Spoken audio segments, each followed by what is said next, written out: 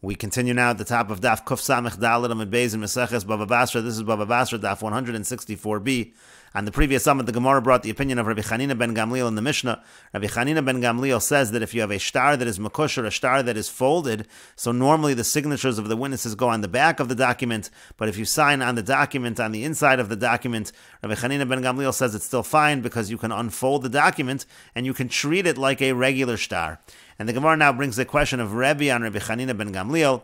Rebbe asks, "V'halo eino dome zmano shel zeh lizmano shel zeh." If you're going to unfold a star makusher and you're going to use it as a regular document, but the way that they date a regular document and the way they date a star makusher is different, and therefore you're essentially going to have the wrong date on the star. As the Gemara now explains, Pashat molach shana monin lo shana, shtayim monin lo shtayim. When it comes to a regular star, so if the king was a king for 1 year, if he's in the first year of his reign, so that's how they date the star. They date it as the first year. And if he's in the second year of his reign, so they date it as the second year. That's true by a pashat, that's true by a regular star. But mekushba, when it comes to a star that is tied to a star that is folded, so there, molach shana, if he's a king for 1 year, monin lo shtayim, we actually count that as the second year of his reign. And shtayim monin lo gimel, if he's a king for 2 years, we count it as the third year of his reign. And so therefore, if you're going to take a star mekusher and you're going to unfold it, and you'll see, for example, let's say you'll see that it says that it was the second year, but it actually is the first year. It's essentially going to be a post-dated star. And why is that a problem? The reason why a post-dated star is a problem is vizinin, because sometimes the Yosef Mine Zuze b'Makusher, what's going to happen is he's going to lend him money, and it's going to be with a star that is Makusher. Umisarmi le Zuze Beini Beini, and then the person who borrowed the money, he's going to have some money that he'll find to be able to pay back. Uparale, he'll pay back the debt. V'yamar le Havli Shtaroi, and the borrower will say to the lender, "Give me back my document now that I'm paying back the debt." V'yamar le, and the lender will then say to the borrower, "Irchasli, I lost it. V'chasav le tavra." So instead of giving you the star back, I'm going to write a shover. A shover is a receipt, so I'll give you a receipt that you already paid this off.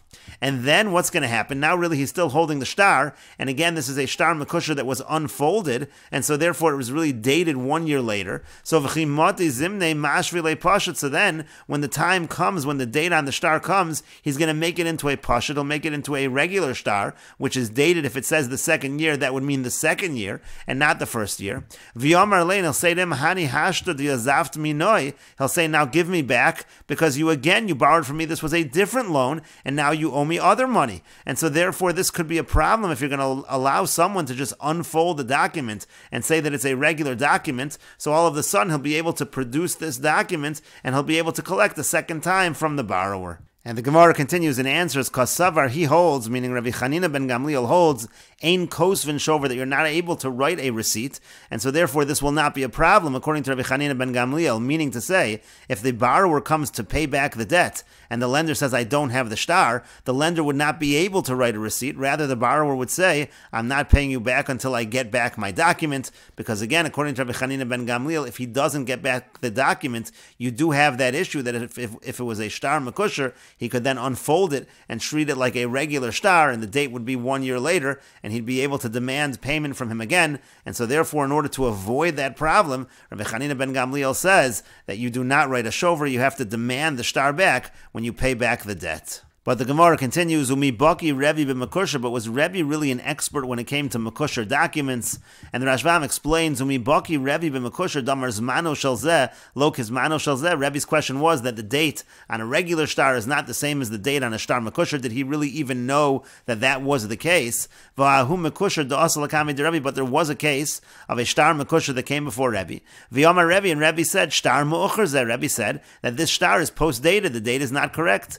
V'yamar le'zun and Zunin said to Rebbe, Kach min haga shel umazu, this is the custom in this nation. Molach shana monin lo shtayim, if he's a king for 1 year, you count it as the second year. Shtayim monin lo shalosh, if it's the second year, you count it as the third year. And so therefore it seems Rebbe didn't really know this, he had to hear it from Zonin.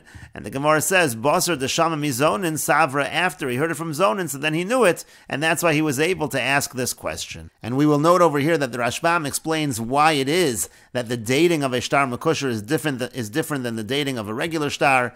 He says, "V'chachamim tiknu lichto b'mekusher keminag ha'uma kedei loses chilukim harbe." The reason why the Chachamim made this takana that you should date it in this fashion according to this custom is because we just want there to be differences between the star mekusher and a regular star. V'chumros b'mekusher, we want to have certain stringencies by a mekusher. Mishum takanas hakohanim, it's all an institution for the benefit of the kohanim hakabdonim who got angry and they quickly divorced their wives. We want to slow down that process.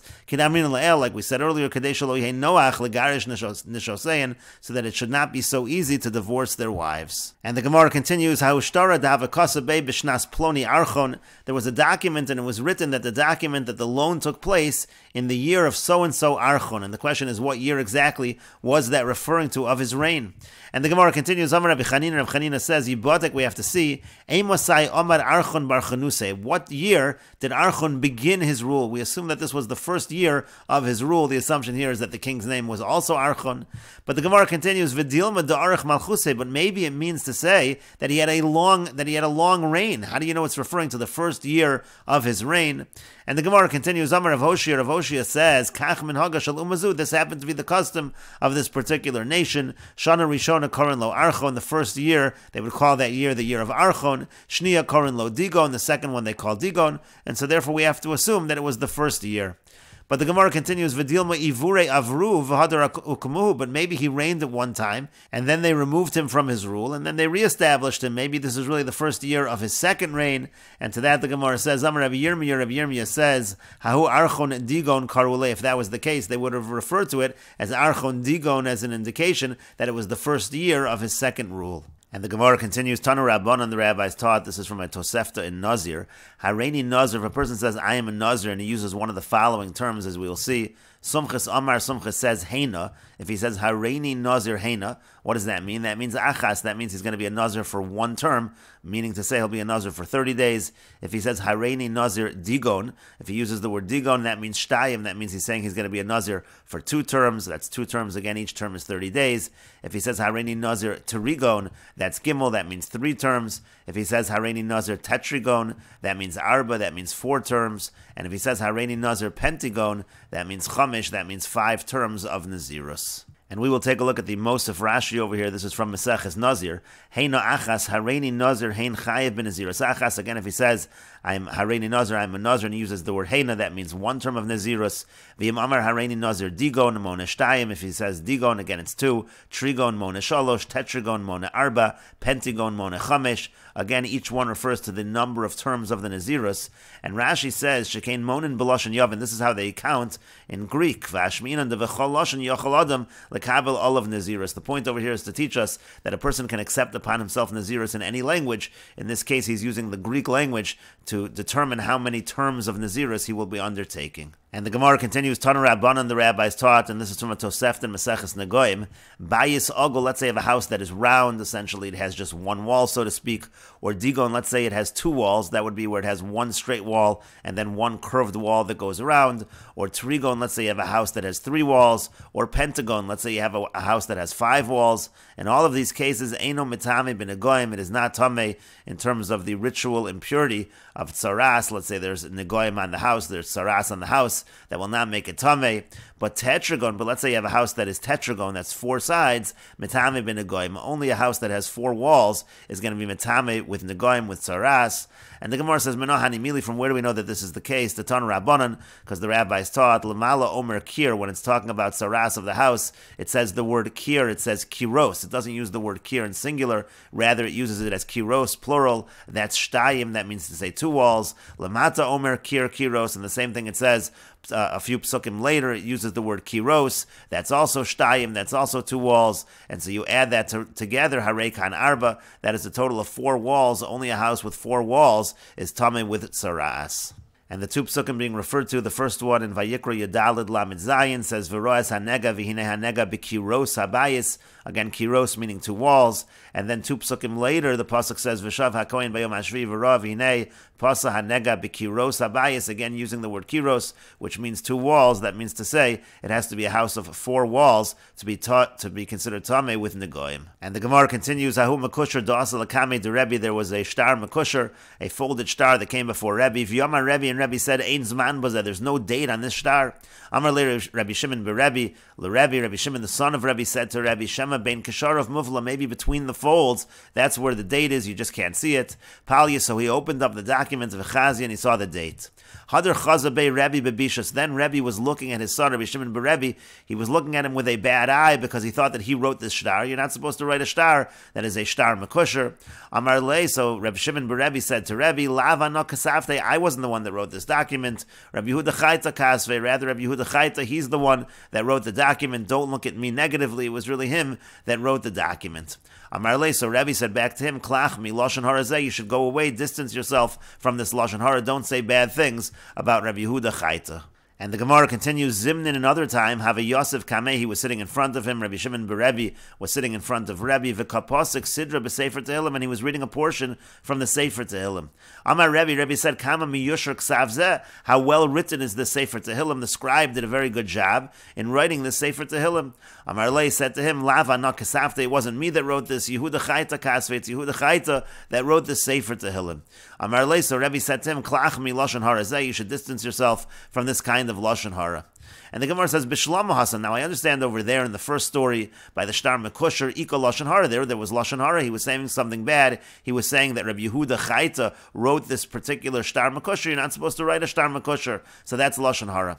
Elahacha, but over here, when we're talking about the Sefer Tehillim that was written very well, my Lashon Hara Ika, what's the Lashon Hara? Why did Rebbe say, distance yourself, go away from this Lashon Hara? And the Gemara says to that, Mishum de Rav Dimi, it's because of the teaching of Rav Dimi. The Tani Rav Dimi Achud Rav Safra, because Rav Dimi, the brother of Rav Safra, taught, Liolam al Yisaper Adam b'Tovaso shel Chaver. A person should not speak even of the good of his friend, Shemitoch Tovaso Bali de Raso, because if you start talking about how good someone is, in the end you'll start talking about the negative things, the bad things, and that's why essentially Rebbe was saying to Rabbi Shimon beRebbe, he was saying, don't speak even of the good things of Rabbi Yehuda Chaita, that also will lead to Lashon Hara.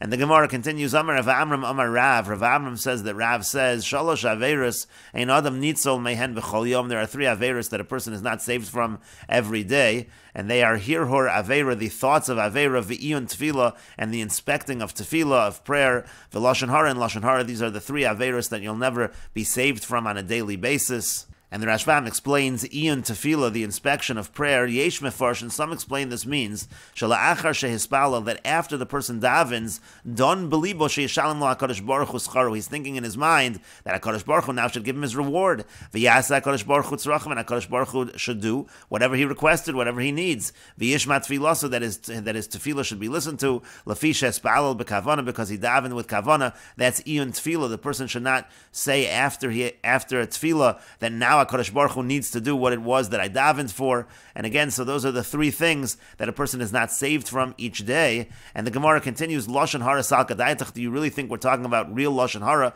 actual Lashon Hara? A person speaks Lashon Hara every single day, and we will continue with this discussion in the next video on Daf Kuf Samech Hey Amud Aleph.